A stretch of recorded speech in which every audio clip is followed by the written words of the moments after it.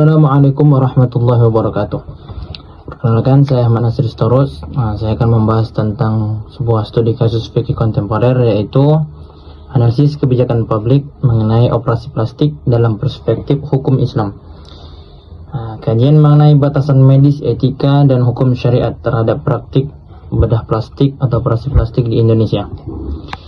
Kemudian yang pertama yaitu berkenaan tentang landasan teologis, amanah tentang bentuk tubuh.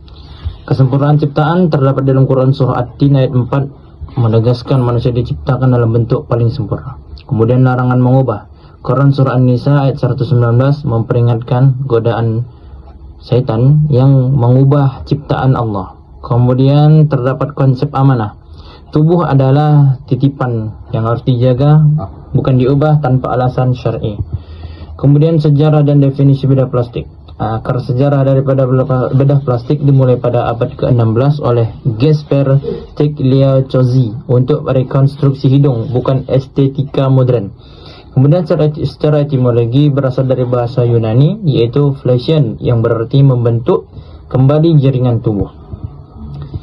Kemudian ada beberapa klasifikasi utama operasi plastik. Yang pertama adalah bedah plastik rekonstruksi, yaitu bedah plastik untuk memperbaiki fungsi, merawat deformitas. Kemudian ada bedah plastik estetik untuk meningkatkan penampilan dan mencapai standar kecantikan.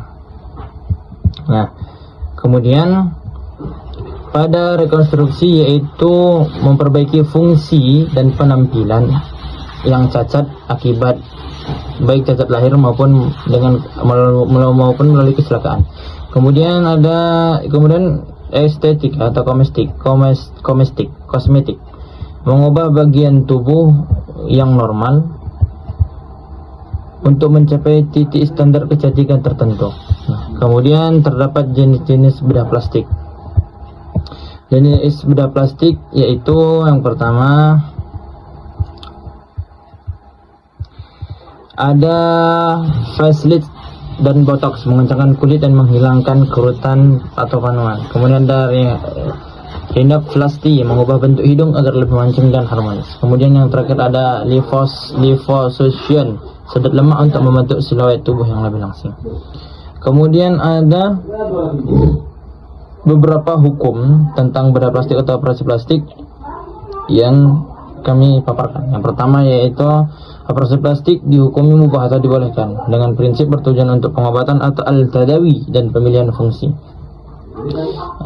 yaitu berupa cacat bawaan lahir, contoh seperti operasi sumbing untuk normalisasi fungsi sosial dan fisik.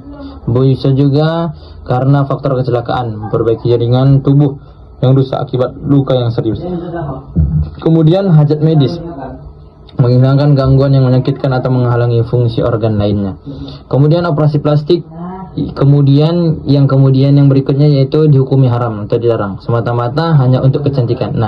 Operasi plastik yang sini termasuk dalam motif estetika murni, mengubah ciptaan Allah tanpa adanya cacat atau penyakit yang mendasari. Kemudian ketidakredaan atas tubuh pada dirinya.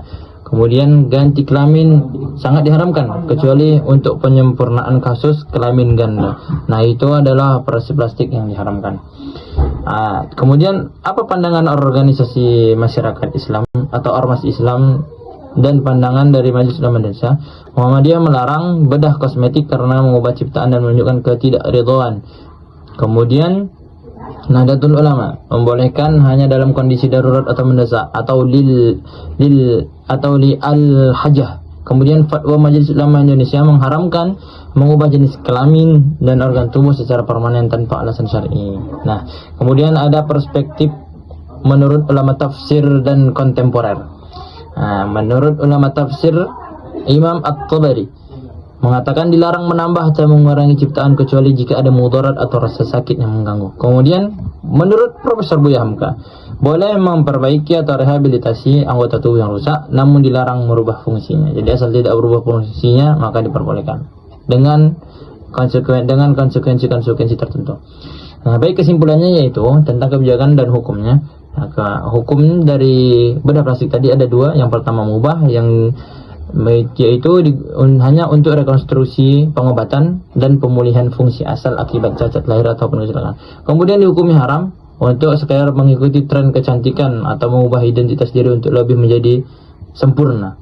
Nah, jadi harus didasari dengan prinsip syar'i, yaitu darurat membolehkan hal yang terlarang namun tetap dalam batasan medis.